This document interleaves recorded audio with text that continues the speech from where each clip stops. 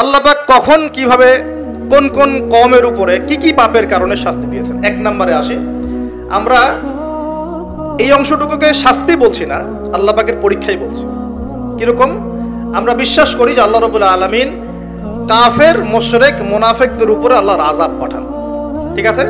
আচ্ছা, আর মুমিন মুসলিমদের উপর যখন কোনো বিপদ আপদ বালা মুসিবত আসে, সেটাকে আমরা বলি হয় আমাদের উপর পরীক্ষা, না হলে আমাদের পাপের ফল। এই তো, হয়তো পাপ করেছি কোনো, আল্লাহ পাক শাস্তি দিয়ে মাফ করে দিবেন, দুনিয়াতে শাস্তি দিয়ে পরকালে মাফ করে দিবেন। এরকম হতে পারে মুমিনদের উপরে, অথবা হতে পারে মুমিনরা, মুসলিমরা তাদের দায়িত্ব ভুলে গেছে, আল্লাহ পাক একটু শাস্তি দিয়ে তার পথে আবার ফিরিয়ে নিয়ে আসলেন, তাই না? এমন হতে পারে না? কিন্তু কাফের, মুশরিক, মুনাফিকদের উপরে যখন কোনো শাস্তি আসে, আযাব, গজব, আসমানের বালা, জমিনের বালা, এটাকে আমরা বলি কি? আল্লাহর পক্ষ থেকে গজব। আচ্ছা, এখন সর্বপ্রথম যে বিষয়টা শুরু হয়েছে মহাবিশ্বে, সেটা হলো আদম আলাইহিস সালামকে জান্নাত থেকে নামিয়ে দেয়া, ঠিক আছে? ইতিহাস শুরু হচ্ছে কোথা থেকে? ওইখান থেকে। আল্লাহ পাক তাকে সৃষ্টি করেছেন, নাম শিক্ষা দিয়েছেন, ফেরেশতাদেরকে দিয়ে সেজদা করিয়েছেন, সবাই সেজদা করেছে, কে করে নাই?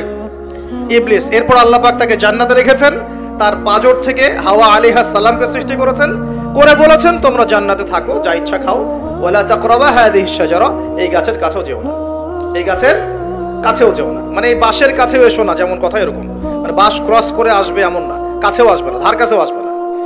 আচ্ছা, এবার ইবলিস ওয়াসওয়াসা দিয়ে গেল যে আমি কি তোমাদেরকে এমন গাছের কথা বলে দিব যে গাছের ফল খেলে তোমরা চিরস্থায়িত্ব জীবন লাভ করবে এবং ক্ষমতা লাভ করবে, কখনো মরবে না। এক পর্যায়ে আমাদের পিতামাতা ডিসিভড হয়ে গেলেন, তারা ফল খেয়ে ফেললেন। এর ফলশ্রুতিতে তাদের গায়ের কাপড় খুলে পড়ে গেল। মনে আছে, আমি অনেকদিন বলেছি এগুলো, লেকচার রিপিট করছি না, অন্য লেকচারে শুনে নেবেন। তাদের গায়ের কাপড় কি হয়েছে? খুলে পড়ে গেছে। আমাদের পিতামাতাকে কে নগ্ন করে দিল? ইবলিস। এরপর আল্লাহ পাক তওবা কবুল করলেন, তারা বললেন রব্বানা যালামনা আনফুসানা ওয়া তারহামনা লানাকুনান্না মিনাল খাসিরিন। আল্লাহ পাক মাফ করে জান্নাত থেকে সবাইকে দুনিয়ায় নামিয়ে দিলেন। তাহলে মানুষকে সৃষ্টি করেছেন কে? অন্য কোন প্রাণী থেকে সৃষ্টি করেছেন না সরাসরি? হ্যাঁ, সরাসরি। আর আমরা কি পৃথিবীর বাসিন্দা না জান্নাত থেকে আসছি? আচ্ছা, এতটুকু তো ক্লিয়ার। আল্লাহ পাক নামিয়ে দিলেন পৃথিবীতে, দিয়ে বললেন যে ফামান কুল নাহবিতু মিনহা জামিআ, তোমরা সবাই নেমে যাও, ফাইম্মা ইয়াতিয়ান্নাকুম মিন্নি হুদান, পৃথিবীতে তোমাদের কাছে আমার পক্ষ থেকে হেদায়েত আসবে, আসমানে কিতাব আসবে, নবী রাসূল আসবেন। ফামান তাবিআ হুদায়া, যারা হেদায়েত মেনে চলবে, ফালা খাউফুন আলাইহিম ওয়ালা হুম ইয়াহজানুন, তাদের কোনো ভয় নাই, কোনো টেনশন নাই। আর ওয়াল্লাযীনা কাফারু ওয়া কাযযাবু বিআয়াতিনা, যারা দুনিয়াতে আমার আয়াতগুলোকে মিথ্যা প্রতিপন্ন করবে, অস্বীকার করবে, কুফরি করবে, ফাউলাইকা আসহাবুন নার, এরা হবে জাহান্নামের অধিবাসী, হুম ফিহা খালিদুন, তারা সেখানে চিরস্থায়ী হবে। কার সাথে? ইবলিসের সাথে। ইবলিস তো জাহান্নামে যাচ্ছেই। আর ইবলিস চ্যালেঞ্জ করেছে যে আমি আদম সন্তানের সরল পথে ওত পেতে বসে থাকবো, আর ওর ডান দিক থেকে আসবো, বাম দিক থেকে আসবো, সামন থেকে আসবো, পিছন থেকে আসবো, বলে তাজিদু আকসারাহুম শাকিরিন, আল্লাহ বেশিরভাগ আদম সন্তানকে আপনি শুকরগুজার পাবেন না। ওর চ্যালেঞ্জও করে ফেলছে, আমরাও পৃথিবীতে চলে আসলাম। এই যে পৃথিবীতে নেমে আসলাম, আগে জান্নাতে ছিলাম, এটা পরীক্ষা না? তাহলে দুনিয়ার জীবনটা পরীক্ষা না? এই দুনিয়ার জীবনের সময় কারো জানা আছে? এটা কারাগারের জীবন না? আর কারাগারের জীবনে কি কেউ নিজের মন গড়া পদ্ধতিতে চলতে পারবে? কারাগারে কেউ নিজের মনের মতো চলতে পারে না? একটা রুটিন থাকে, তার বাইরে যেতে পারে না। কোনটা? তো এই দুনিয়ার জীবনকে নবীজি বলেন নাই যে দুনিয়া সিজনুল লিল মুমিন, দুনিয়া হচ্ছে মুমিনদের জন্য জেলখানা, কারাগার, ওয়াল জান্নাতুল লিল কাফির, কাফিরদের জন্য কি? জান্নাত। তাহলে এখন দেখেন তো, যে কারাগারে বসে যে আমরা বেনামাজি বসে আছি, কারাগারের জীবনে বসে আমরা যে সুদ খাচ্ছি, কারাগারের জীবনে বসেই জেনা করতেছে, কারাগারের জীবনে বসেই যে অশ্লীলতা, ফাহেসা, ব্লু ফিল্মস এগুলো দেখতেছে, কারাগারের জীবনে বসে মাদক খাচ্ছে, কারাগারের জীবনে বসে, যে কারাগারের মালিক আল্লাহ, সেখানে বসে আল্লাহ দ্রোহিতা করতেছে, করে না? তা কাজটা কি ঠিক হচ্ছে? আল্লাহ পাক আমাদেরকে দুনিয়ার জীবনের মর্ম বোঝার তৌফিক দান। আচ্ছা, এবার আসেন এই জীবনটা কেন? লিয়াবলুয়াকুম আইয়ুকুম আহসানু আমালা। আল্লাহ বলছেন এই পৃথিবীর জীবনটা একটা উদ্দেশ্য দিয়েছে, একটা উদ্দেশ্য। আল্লাহ পাক দেখতে চান তোমাদের মধ্যে আমলে ভালো কে।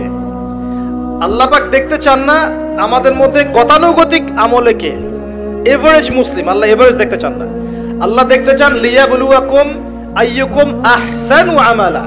হাসানের সুপারলেটিভ ফর্ম হচ্ছে আহসান।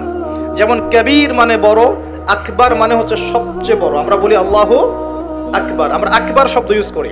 এখানে হাসান না বলে আল্লাহ বলছেন আহসান। আল্লাহ দেখতে চান আমলে আমাদের মধ্যে শ্রেষ্ঠটাকে, মানে কে গতানুগতিক মুসলিম, এটা আল্লাহ দেখতে চান না। আল্লাহ দেখতে চান আমাদের মধ্যে বেটার কে, বেস্ট কে। কথা বুঝতে পারছেন না মনে হয়? আচ্ছা, এখন বেস্ট হতে হলে কি করতে হবে? গতানুগতিক চললেই হবে না, একটু বেশি এফোর্ট দেওয়া লাগবে। এই জন্য নামাজ, রোজা, হজ, যাকাত, পর্দা, পরিবারে ইসলাম, হ্যাঁ, ইসলামের জন্য দাওয়াতি কাজ করা, ইসলাম প্রতিষ্ঠার চেষ্টা করা, এগুলো না করলে কি বেস্ট হওয়া যাবে? বেস্ট হওয়া যাবে? খালি জুমায় নামাজ পড়লে, ঈদে নামাজ পড়লে, তারাবি নামাজ পড়লে হবে? কোরআন তেলাওয়াত না শিখলে হবে? আল্লাহ পাক আমাদের কোরআন বোঝার তৌফিক দান করুন। এই যে পৃথিবীর জীবনে আসলাম, ব্যাস এটা একটা পরীক্ষা। এই প্রথমটাই কি আল্লাহ পাকের একটা নারাজগি না? আল্লাহ পাক কি খুশি হয়েছিলেন গাছের ফল খাওয়ার পরে? আল্লাহ কি বলেছিলেন জানেন? আল্লাহ বলছেন, ইয়া আদম, হে আদম, আলাম আকুল লাকুমা, আমি কি তোমাদের দুজনকে বলি নাই? কোন দুজন? আদম এবং হাওয়া আলাইহিমুস সালাম। আলাম আকুল লাকুমা, আমি কি তোমাদের দুজনকে বলি নাই? ইন্নাশ শাইতানা লাকুমা আদুউম মুবিন। আল্লাহ পাক রাগ হয়েছেন, কিন্তু একটা হাদিসেই আছে আল্লাহ পাকের রহমত তার ক্রোধের উপরে বিজয় লাভ করেছে। আলহামদুলিল্লাহ, আল্লাহ পাকের রহমত কি হয়েছে? আল্লাহর রাগ নারাজগির উপরে বিজয় লাভ করেছে। আল্লাহ পাকের কাছে যখন আমরা তওবা করি, আল্লাহ পাক সমস্ত রাগ যেটা নারাজ হয়েছেন আমাদের উপরে, এটা বাদ দিয়ে আমাদের উপর রহম করা শুরু করেন। আলহামদুলিল্লাহ। তো যখন আদম আলাইহিস সালাম ক্ষমা চাইলেন, রব্বানা যালামনা আনফুসানা ওয়া ইল্লাম তাগফির লানা ওয়া তারহামনা লানাকুনান্না মিনাল খাসিরিন, বলি আমিন, তখন আল্লাহ পাক সবাইকে মাফ করে দিয়েছেন। কিন্তু জান্নাতে থাকা হলো না। এবার আসেন পৃথিবীতে। এই যে আদম আলাইহিস সালামের এখন বংশবৃদ্ধি হচ্ছে, এখানে হাবিল কাবিল ঘটনা মনে আছে? এই শুরু হলো পৃথিবীর হিস্ট্রি। হাবিল ভালো ছেলে, সৎ সন্তান, সে আল্লাহ পাকের সমস্ত হুকুম আহকাম মেনে চলার চেষ্টা করে। কাবিলের দেখে হিংসা হয়। কি হয়? প্রথম সমস্যা কি হলো তাহলে? এই হিংসা এখন মুসলিমদের মধ্যে নাই? আছে কি নাই? সমাজের মধ্যে অনেক দাড়ি টুপি নিয়ে অনেক কাবিল ঘুরে বেড়ায়, কি বেড়ায় না? দেখতে মনে হয় আমাদেরই মতো, কিন্তু আমরা মানে মরলে মিলাদ দিবে, ভাবটা এরকম। হ্যাঁ, দেখা যায় যদি কোনোদিন কোনো সমস্যা হয়, মিষ্টি বিতরণ করা শুরু করবে। এক মুসলমান ভাই জেলে চলে গেছে, আর একজন মিষ্টি বিতরণ করা শুরু করতেছে। এই হয়েছে না অবস্থা? হয়েছে কি না? এখানে কাবিল আর হাবিলের সেই হিংসা আছে কি নাই? এখন আল্লাহর শাস্তি কি হলো দেখেন। এবার কাবিল তো হাবিলকে হত্যা করে ফেললো, ব্যাস আল্লাহ রাব্বুল আলামিন কাককে পাঠালেন। কাকে? কাক এসে ঠোঁট দিয়ে মাটি খুঁড়ে খুঁড়ে খুঁড়ে দেখাচ্ছে কিভাবে হাবিলকে দাফন করবে। বেচারা কাবিলের জানা নাই কিভাবে ভাইকে এখন দাফন করব। ওই কাকের কাছ থেকে শিখতে হলো যে কিভাবে মৃত ভাইকে দাফন করতে হয়। সুবহানাল্লাহ। এখন দেখেন ওই কাক খুব প্রাচীন প্রাণী, কিন্তু কাক হচ্ছে একটা প্রাচীন সৃষ্টি আল্লাহ পাকের। আল্লাহ কাককে পাঠিয়ে দিয়েছেন, দিয়ে মাটি খুঁড়ে দেখিয়েছেন যে দেখো এইভাবে কি করতে হয়, দাফন করতে হয়। একটা কাক যদি মারেন, দেখবেন পুরো এলাকার কাক এসে জড়ো হয়ে গেছে। দেখছেন? কাক কিন্তু ইতিহাসের প্রথম খুনাখুনি সাক্ষী কাক। বুঝতে পারছেন না মনে হয়? মানব সৃষ্টির ইতিহাসের প্রথম যে খুনাখুনি, ভাইয়ে ভাইয়ে যে মারামারি, এই খুনাখুনির প্রথম সাক্ষীকে কাক। চিন্তা করো। আল্লাহ আমাদেরকে প্রকৃতি থেকে শেখার তৌফিক দান করুন। কাক নিজের ভাইয়ের গোশত খায় না? খায়। এখন মুসলমানের গোশত খায়।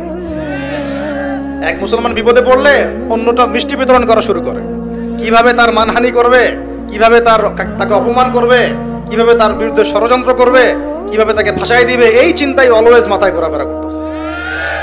হাবিল কাবিলের কারণে প্রথম এই যে হাবিল কাবিলের ঘটনার প্রেক্ষিতে আল্লাহ পাক কি করেছেন শোনেন। আল্লাহ রাব্বুল আলামিন তার নবীর মাধ্যমে আমাদেরকে জানিয়েছেন। হাদিসটা শোনেন, খুবই মারাত্মক হাদিস। নবীজি বলেছেন, এই পৃথিবীতে প্রথম হত্যাকাণ্ড সংঘটিত করেছে কাবিল। কে?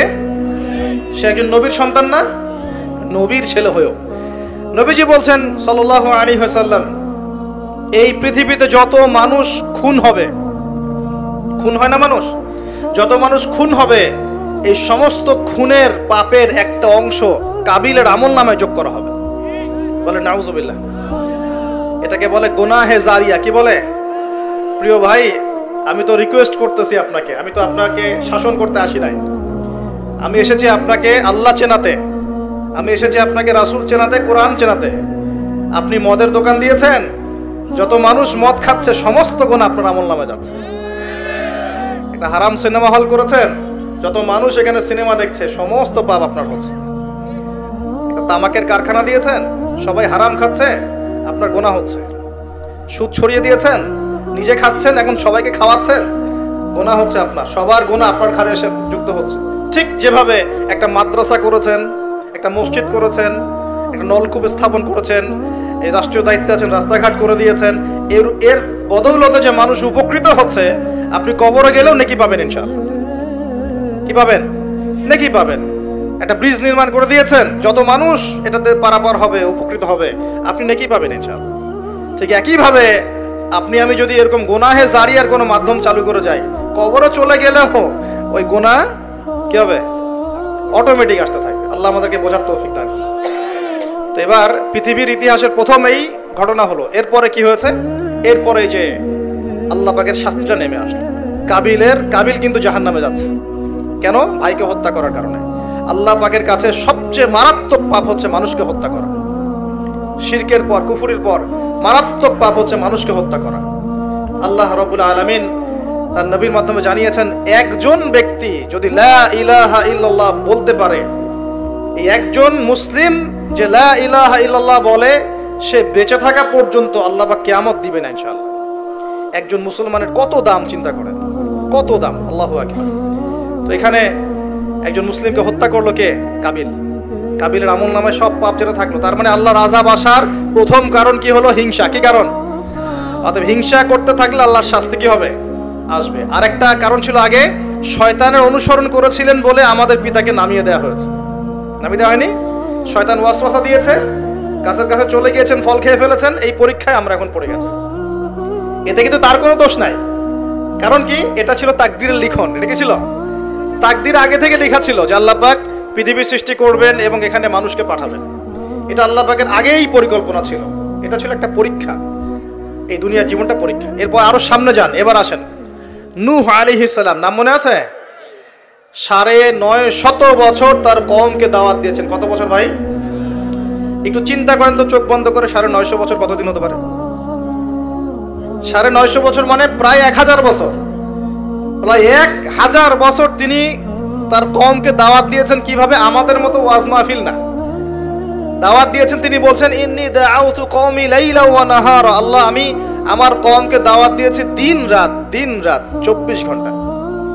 এটা সূরা নূহের মধ্যেই আছে, দেখবেন পড়ে। ওয়ালাম ইয়াজিদহুম দুআই ইল্লা ফিরারা।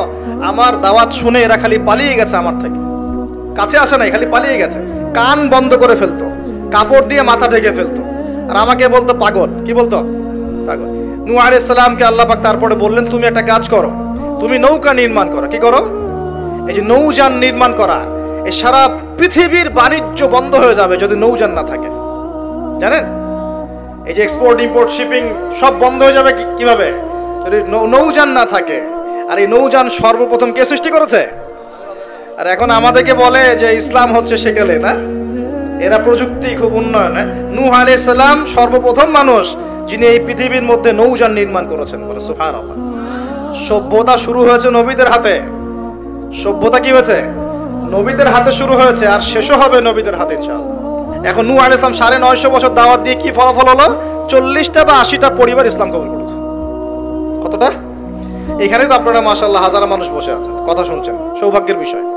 সারা জীবন দাওয়াত দিয়ে 40 বা 80টা ফ্যামিলি। আল্লাহ পাক বললেন, নৌযান নির্মাণ করো, আমার আযাব আসতেছে। কি আসতেছে? আযাব আসতেছে। কেন আযাব? কারণ এই মানুষগুলো, নূহ আলাইহিস সালামের কওমের লোকগুলো একটা মহাপাপ করেছিল। তারা ওয়াদ্দা, ইয়াগুস, ইয়াউক, নাসর এরকম কিছু মূর্তি বানিয়ে নিয়েছিল, এবং এই স্ট্যাচুগুলো তারা ওয়ার্শিপ করত, উপাসনা করত।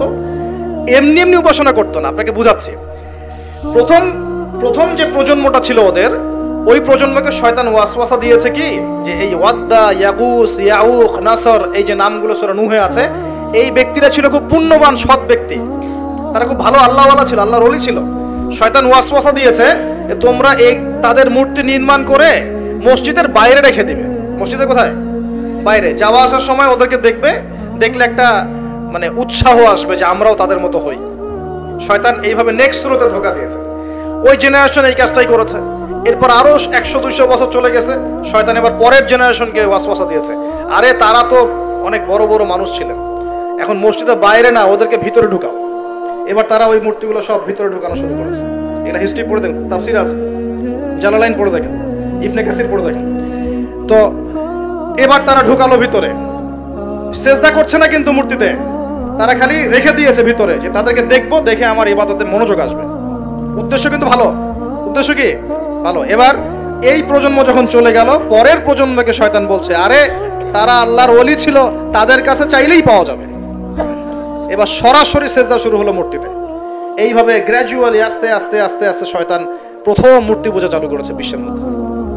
বুঝলেন কিভাবে? নেক্সট শুরুতেই ধোঁকা দিয়েছে শয়তান।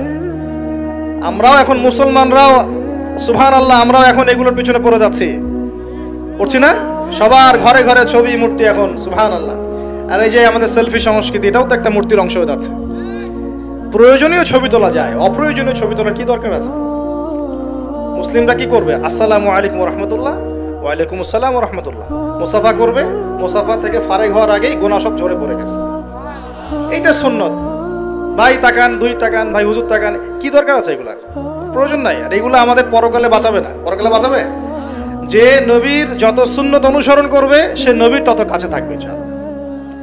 তো দেখেন, নূহ আলাইহিস সালামের সবচেয়ে বড় পাপ কি ছিল? ওই কওমের, নূহ আলাইহিস সালামের কওমের সবচেয়ে বড় পাপ কি ছিল? শিরকের পাপ। কিসের পাপ? শিরক আর কুফর। এর ফলে আল্লাহ পাক কি করলেন দেখেন। এরপর আল্লাহ পাক বলছেন তুমি সবগুলোকে এক জোড়া করে উঠাও নৌকায়। এখন যত এই যে প্রজাতির গাছপালা দেখছেন, পশু পাখি দেখছেন, সব এক জোড়া করে তিনি উঠালেন। কোথায়? তাহলে চিন্তা করেন নৌকাটা কত বড় ছিল, বিশাল। আল্লাহু আকবার। সব এক জোড়া করে উঠালেন। এরপর আল্লাহ রাব্বুল আলামিন বলছেন যে ফারাত্তা নূর, একদম মাটি ফেটে থলথল করে পানি বের হওয়া শুরু হলো, আসমান থেকে প্রবল বৃষ্টি বর্ষণ শুরু হলো। আল্লাহ সূরা হুদের মধ্যে বলছেন যে বৃষ্টির ফলে স্রোতগুলো এত উঁচু ছিল যে পাহাড়ের উপর দিয়ে উঠে যাচ্ছিল স্রোতগুলো, পাহাড়ের উপর দিয়ে পানির স্রোত যাচ্ছে। আর এই সময় নূহ আলাইহিস সালামের ছেলে, এক ছেলে, তার 4 ছেলে ছিল। কয় ছেলে?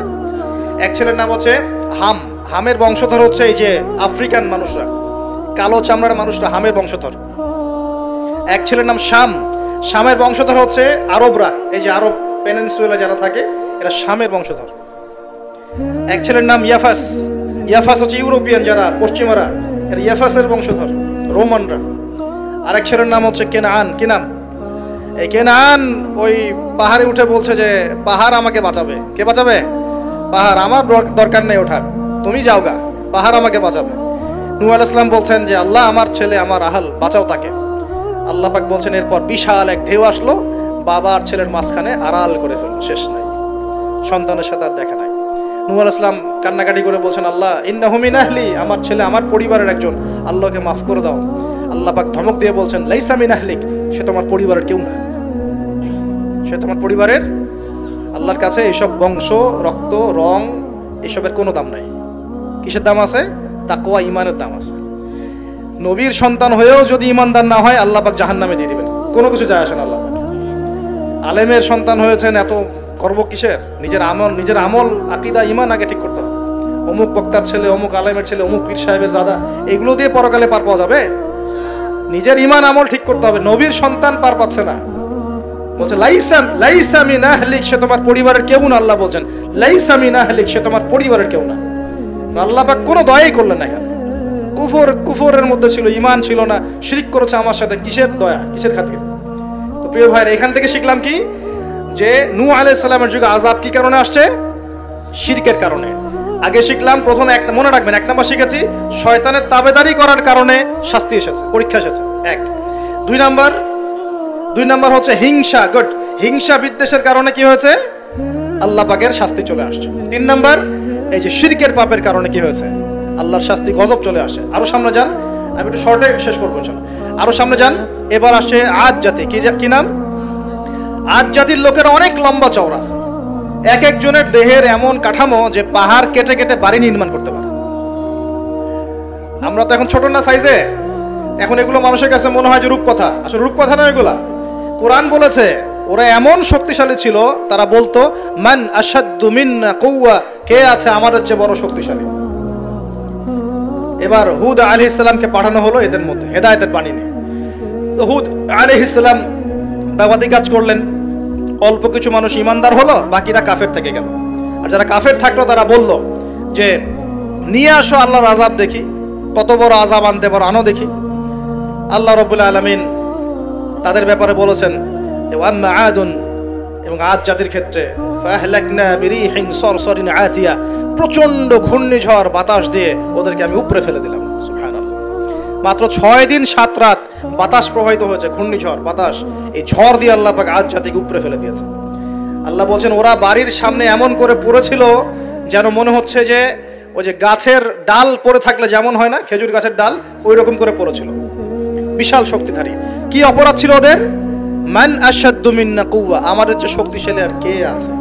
এই যে অহংকার, এটা কি অহংকার, বিগাইরি হক, অন্যায়ভাবে অহংকার প্রদর্শন করা। আর শিরক কুফর তো ছিলই, ওটা তো ছিলই, পাশাপাশি এক্সট্রা অপরাধ ছিল অহংকার করা। আরেকটা কাজ করতো ওরা অহেতুক বিভিন্ন কনস্ট্রাকশন নির্মাণ করতো, অহেতুক পাহাড় কেটে ওইটা, এইটা কেটে ওইটা, মানে বিভিন্ন সৌধ ভাস্কর্যরা নির্মাণ করা শুরু করতো, অহেতুক কোনো কাজ না, অপচয়। এই অপচয় ছিল ওদের একটা পাপ। এই পাপের কারণে আল্লাহ পাক আদ জাতিকে একটা সমূলে উৎপত্তি করে ফেলেছে, শেষ। এরপরে আসলো সামুদ জাতি, ওই জাতিকে আল্লাহ পাক পাঠালেন ওখানে সালেহ আলাইহিস সালাম। সালেহ আলাইহিস সালাম সেখানে গিয়ে দাওয়াত দিলেন। আল্লাহ পাক দোয়া কবুল করে একটা উটনি পাঠিয়েছেন। এই উটনিটা তোমাদের জন্য বরকত নয়, ওকে টাচ করবে না, ও থাকলে তোমাদের মধ্যে রিজিক প্রশস্ত হবে, তোমরা ভালো থাকবে। এখন ওখানকার মধ্যে এক নেতা, সে গিয়ে ওই উটনিটাকে জবাই করে খেয়ে ফেলছে। কথা বুঝতে পারছেন? আর এমনি তো অহংকার করতোই, শারীরিক শক্তি বেশি ছিল। তারা বলতো, এরাও বলতো মান আশাদ্দু মিন্না কুওয়া, আমাদের যে শক্তিশালী আর কে আছে। হ্যাঁ, আরেকটা কাজ তারা করতো, ওয়াইদা বাতাসতুম জাব্বারিন, তারা মানুষকে খুব নির্মমভাবে প্রহার করত। কি করতো? যে মারামারি করে না এখন মানুষ, নির্মমভাবে মানুষকে মারে না, হকি স্টিক দিয়ে এইখানে সেইখানে, কোনো ক্ষেত্রে রিমান্ডে কি মাইটটা মারা হয় না। এই যে মানুষকে মারা আল্লাহ পাক খুব অপছন্দ করেন, বিনা বিচারে মানুষকে মারা আল্লাহ পাক কঠিন অপছন্দ করেন। ওই আদ জাতি আর সামুদ জাতি মানুষকে নির্মমভাবে পিটাইত। ওয়াইদা বাতাসতুম, আল্লাহ সূরা আপনার শুআরার মধ্যে বলছেন, ওয়াইদা বাতাসতুম, তোমরা যখন কাউকে পিটাও, বাতাসতুম জাব্বারিন, কঠিন পিটাও, তোমরা কঠিন মায়ের মারো একদম। আল্লাহ পাক খুব অপছন্দ করেন আদম সন্তানকে হাত তোলা। আর আমরা তো কিছু হলেই গালে থাপ্পড় মারি না, এটা করি না? এই হাদিসটাও মনে রাখবেন, মানুষের গালে মারা নিষেধ আছে, জানতেন? মানুষের চেহারার মধ্যে মারা নিষেধ আছে। এই গালে চর মারা, গালে নাকে ঘুষি মারা, এই জিনিসগুলো নিষেধ আছে। কারণ এই চেহারাটা আল্লাহ রাব্বুল আলামিন, মানে আদম সন্তানের এই স্ট্রাকচারটা আল্লাহ রাব্বুল আলামিন সূরা সদের মধ্যে বলেছেন, খলাকতু বিয়াদাই, আমি নিজ হাতে সৃষ্টি করেছি। সুবহানাল্লাহ। আর সেই মানুষকে তোমরা এমন নির্মমভাবে কেন মারবে? সারা বিশ্বের দিকে তাকায় দেখেন, এখন প্রত্যেকটা জায়গায় রক্ত ঝরছে কাদের? মুসলিমদের। কাদের? মুসলিমদের। আল্লাহ পাক আমাদেরকে বোঝার তৌফিক দান করুন। আর আল্লাহ পাক কোরআনে কি বলছেন? যদি কোনো মানুষ একজন মানুষের জীবন বাঁচায়, সে যেন পুরো মানব জাতিকে বাঁচানো। এত পছন্দ আল্লাহর কাছে জীবন বাঁচানো। আর কেউ যদি কোনো মানুষকে অন্যায়ভাবে হত্যা করে, সে যেন পুরো মানব জাতিকে হত্যা করবে। আল্লাহ আমাদেরকে হেফাজত করুন। এখন খুন খুব সহজ হয়ে গেছে, মারামারি খুব সহজ হয়ে গেছে। হ্যাঁ, ভাই ভাইকে হত্যা করতেছে, ছেলে বাবাকে হত্যা করতেছে, বোনের সাথে ভাইয়ের দ্বন্দ্ব, ভাই বোন মারামারি, প্রতিবেশী, মেয়ে নিয়ে, সম্পত্তি নিয়ে, মাদক নিয়ে, কিশোর গ্যাং নিয়ে, কত কি হচ্ছে এখন। মানুষের জীবন সস্তা হয়ে যাচ্ছে না এখন। আল্লাহ পাক এগুলো কিয়ামতের আলামত। নবী সাল্লাল্লাহু আলাইহি ওয়াসাল্লাম বলেছেন, ওয়াল হারাজ, কিয়ামতের আগে হারাজ বাড়বে। হারাজ, সাহাবীরা বলছেন মাল হারাজ, হারাজ কি ইয়া রাসূলুল্লাহ? তিনি বলছেন আল কতল, গণহত্যা বাড়বে, গণহত্যা। কিয়ামতের আগে খালি গণহত্যা বাড়বে। দেখছেন না এখন? সারা বিশ্বের দিকে তাকায় দেখেন। যাই হোক, এই আদ এবং সামুদ জাতিকে আল্লাহ পাক ধ্বংস করলেন। এখন সামুদ জাতিকে ধ্বংস করলেন কেন? অহংকারের কারণে, কুফর শিরকের কারণে এবং মানুষকে পিটানোর কারণে। আল্লাহ বলছেন ওদেরকে ধ্বংস করেছি কি দিয়ে?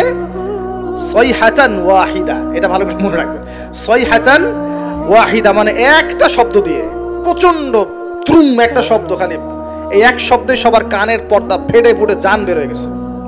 আল্লাহু আকবার। এক শব্দে মানে ওদেরকে আলটিমেটাম দেওয়া হয়েছিল, তোমরা কি ফিরে আসবে? ওরা বলছে যে কি শাস্তি আসো নিয়ে আসো। তখন আল্লাহ পাক বলছেন 3 দিন সময় দিচ্ছি, 3 দিন যা করার করে নাও।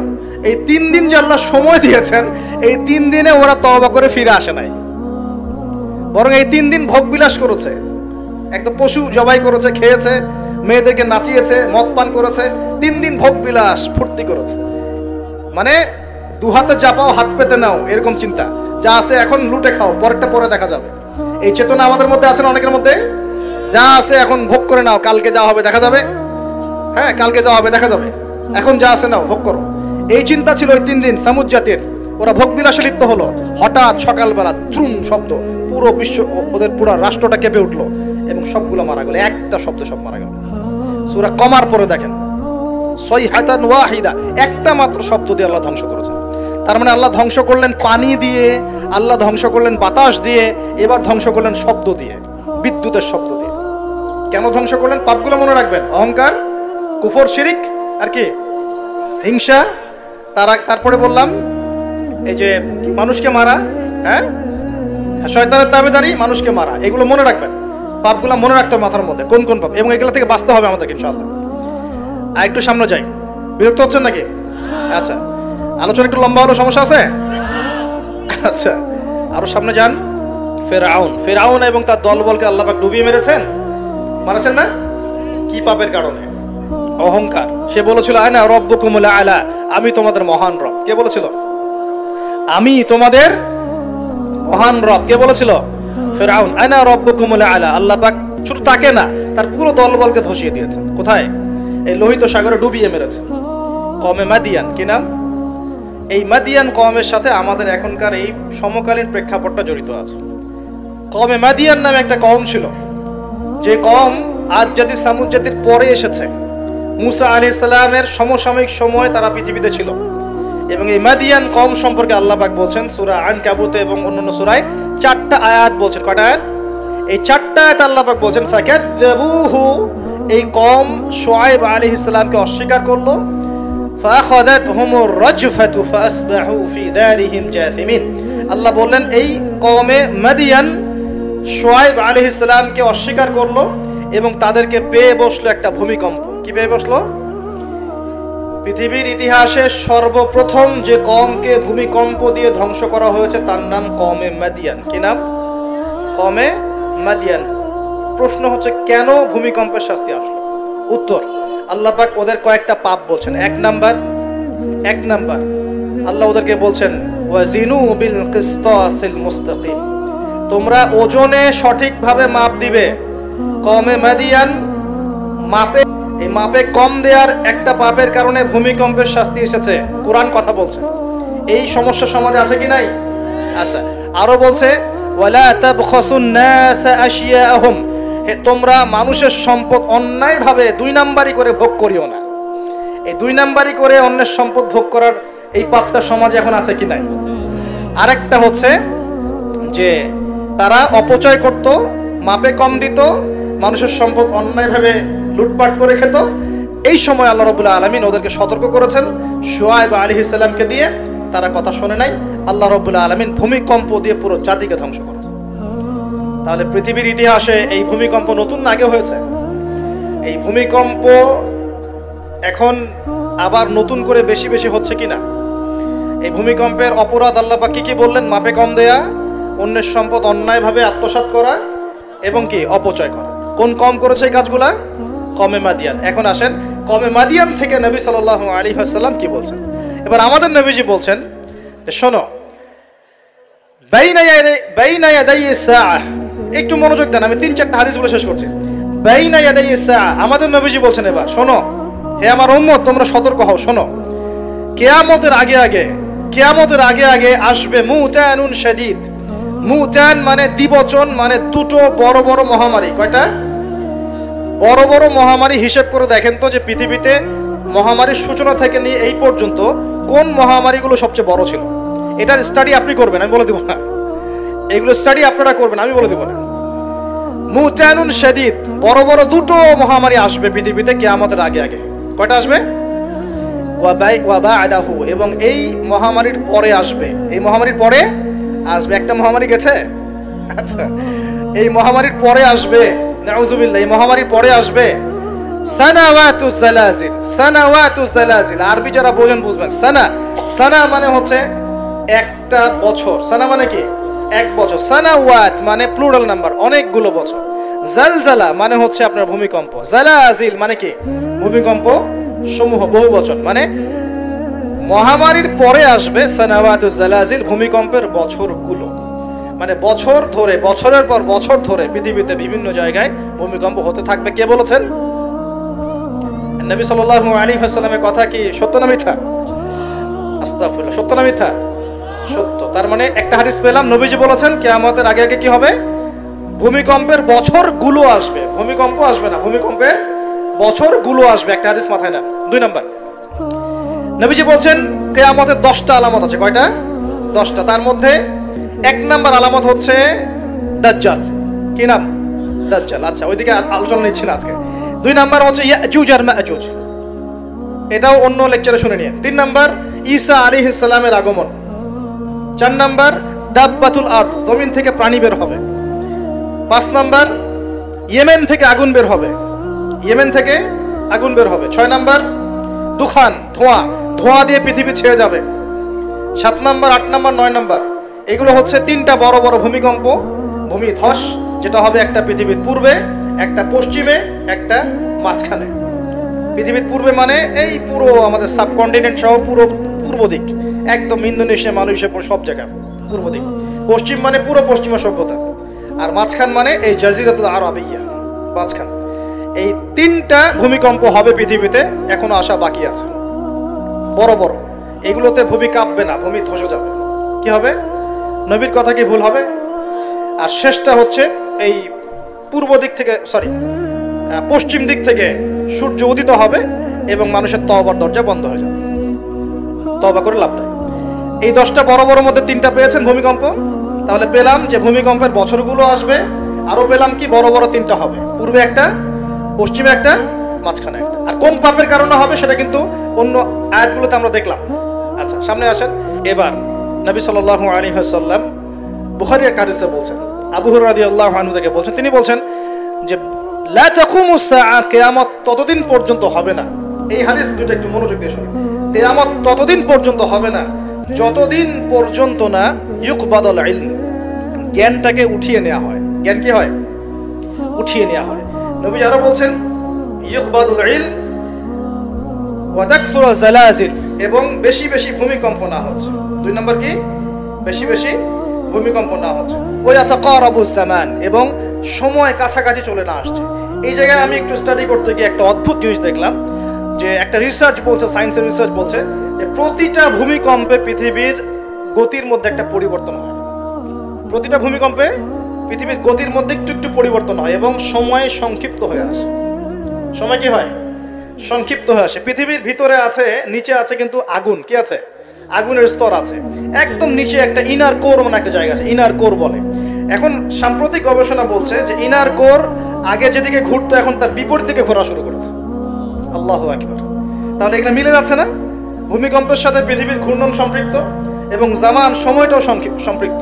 তো নবী যেটাই বলছেন যে ওয়া তাকসুরু জালাজিল, বেশি বেশি ভূমিকম্প হবে, ওয়া ইয়াতাকারাবা জামান, এবং সময় কাছাকাছি চলে আসবে। অন্য হাদিসে আসছে বছর যাবে মাসের মতো, মাস যাবে সপ্তাহের মতো, সপ্তাহ যাবে দিনের মতো।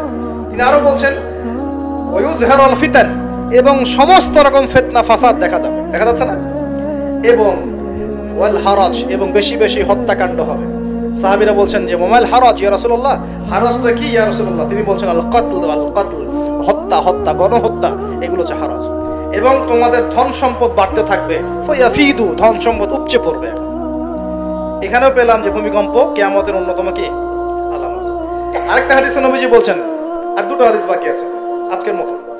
নবীজি বলছেন, এই হাদিসটা আসছে ইবনে মাজাহ, এটার হাদিস নাম্বার 4020 নম্বর হাদিস। নবীজি বলছেন যে লা ইয়াশরাবান্না আন-নাস মিন উম্মতি আল খামর, আমার উম্মতের, ভালো করে শোনেন যুবকরা, ভালো করে শোনো, আমার উম্মতের মানুষ, এক শ্রেণীর মানুষ মাদক দ্রব্য পান করবে। কি পান করবে? নবীজি বলছেন আমার উম্মতের একটা অংশের মানুষ মাদক দ্রব্য পান করবে। ওয়া ইউসাম্মুনাহা বিগাইরি ইসমিহা, কিন্তু মাদক দ্রব্যের নাম পরিবর্তন করে অন্য নাম দেয়া শুরু করে। বুঝতে পারলাম? এখন কে বলে মাদক? আমরা বলি এখন হুইস্কি, রাম, আর কি ভাই, ইয়াবা, হ্যাঁ, কত নাম বের হয়েছে। নবীজি বলছেন ওই মানুষগুলো যারা মাদকদ্রব্য পান করে নাম ভিন্ন দিবে, তাদের কানের পাশে বাদ্যযন্ত্র বাজবে।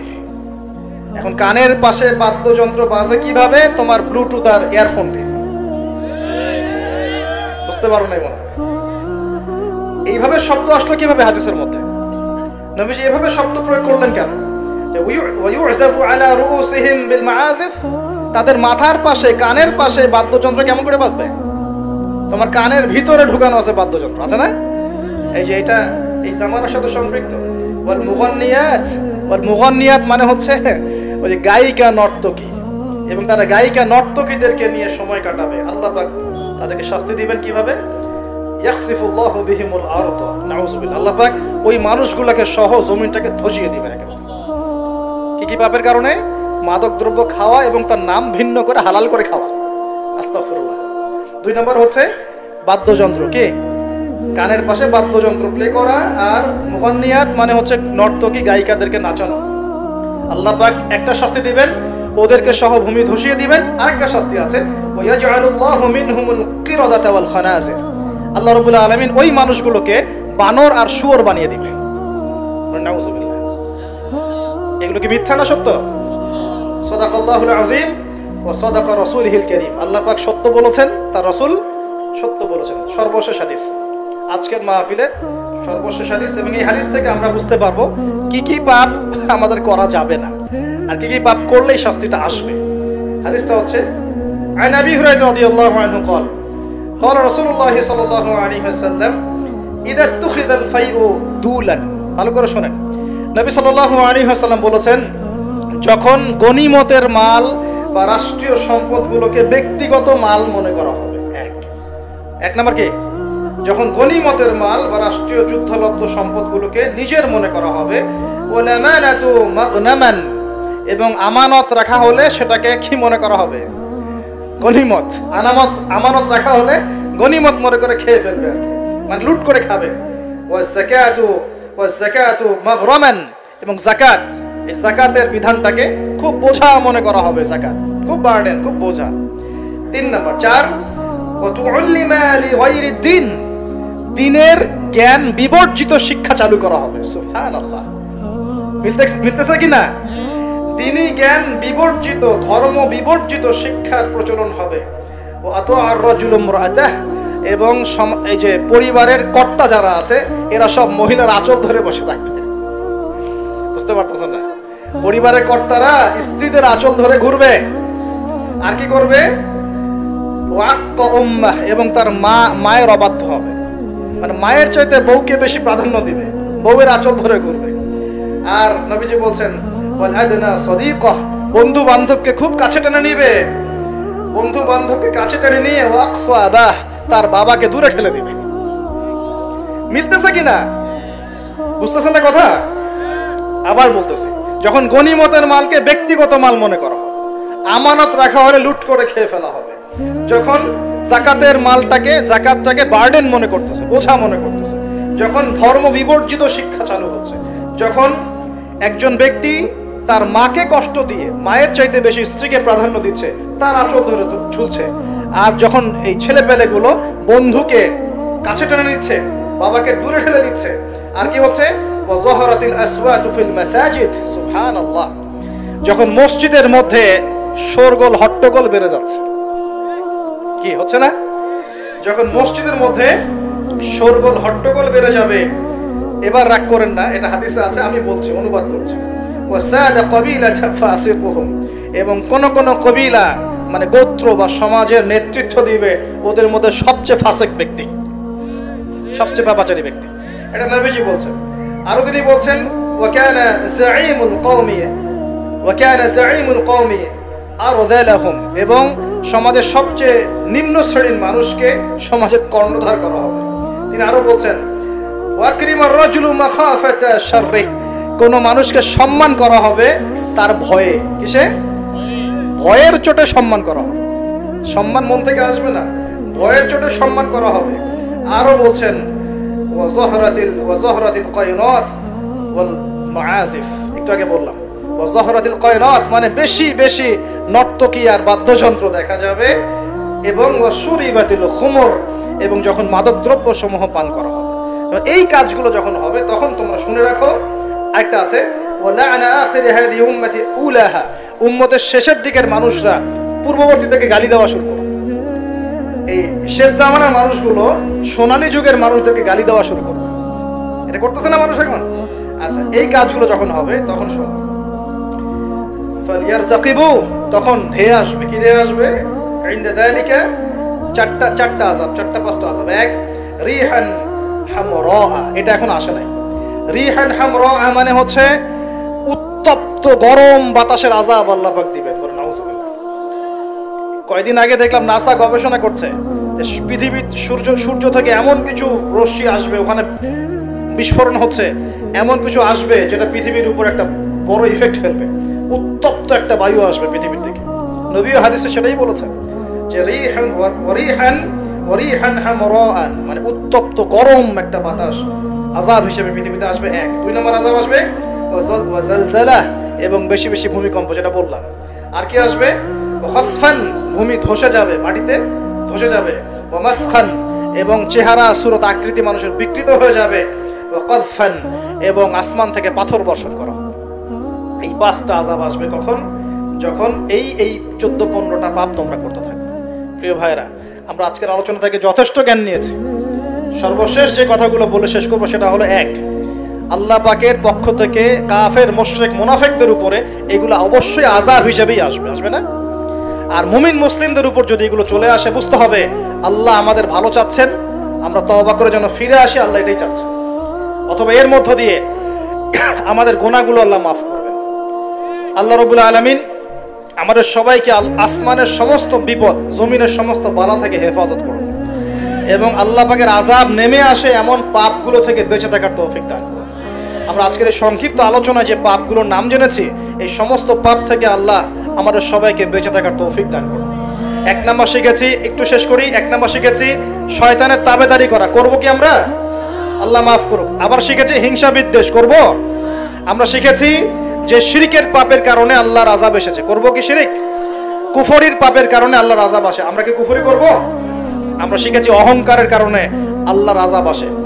বসেন, আমরা শিখেছি যে সত্যকে প্রত্যাখ্যান করা, আমানতের খেয়ানত করা, মাপে কম দেয়া, হ্যাঁ, অন্যদের উপর অত্যাচার জুলুম করা, মানুষকে প্রহার করা, সমকামিতা, এইসব পাপের কারণে আল্লাহর শাস্তি নেমে আসে। আর আমরা এই হাদিসগুলোর মধ্যে দিয়ে জানলাম যে ভূমিকম্প কিয়ামতের আগে আগে বেশি হবে। কোন কোন পাপের কারণে হবে আমরা শিখলাম। আমানতের খেয়ানত, গনিমতের মাল আত্মসাৎ করা, যাকাত না দেয়া, অশ্লীলতা, মাদক দ্রব্য গ্রহণ করা, নাম পরিবর্তন করে দেয়া, বাদ্যযন্ত্র, গায়িকা, নর্তকী, হ্যাঁ, এই জেনা, এই যে অন্যায়গুলা, পিতামাতার অবাধ্য হওয়া, হ্যাঁ, স্ত্রীকে বেশি প্রাধান্য দেয়া, মাকে কম দেয়া, বাবাকে প্রাধান্য না দিয়ে বন্ধুকে দেয়া, ঠিক আছে, এবং নেতৃত্ব স্থানীয়তে যদি দুর্নীতিপরায়ণ মানুষ চলে আসে, সব মিলে এই আযাবগুলো আমাদের উপরে চলে আসতে পারে যদি আমরা সতর্ক না হই। আল্লাহ পাক আমাদের সবাইকে আজকের আলোচনা থেকে শিক্ষা নেওয়ার তৌফিক দান করুন। আল্লাহ পাকের আযাব থেকে বেঁচে থাকার জন্য আল্লাহ পাকের হুকুম আহকাম মেনে চলার তৌফিক দান করুন।